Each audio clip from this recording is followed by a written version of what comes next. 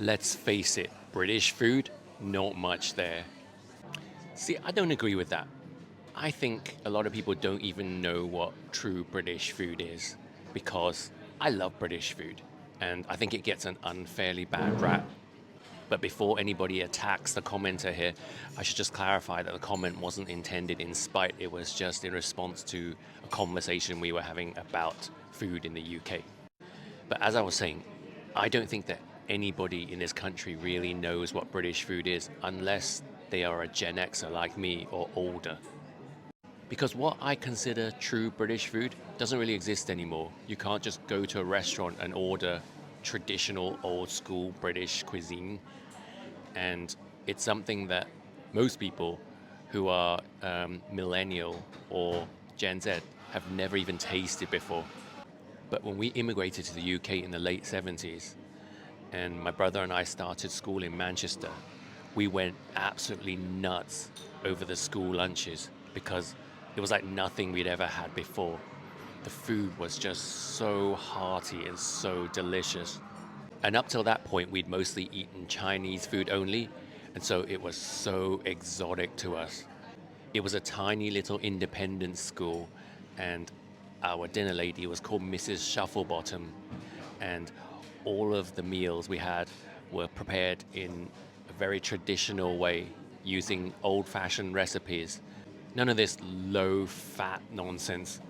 It was rich and so nutritious and delicious. So we went nuts over things like shepherd's pie and toad in the hole and lamb chops and beef stew with dumplings.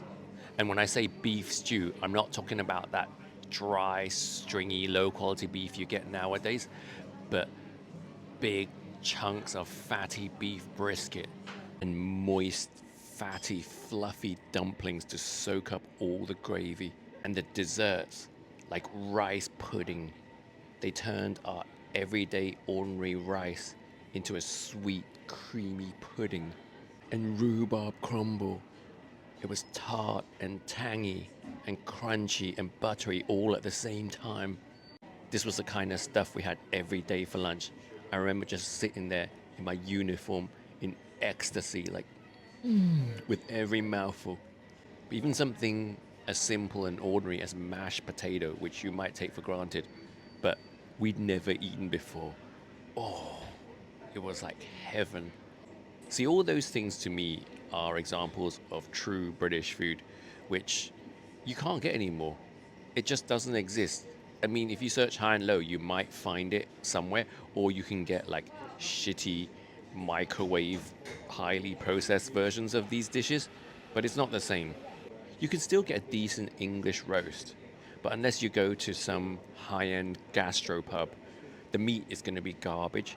So it's not going to taste like how it used to taste when we could, back in the day, we could eat good food for cheap.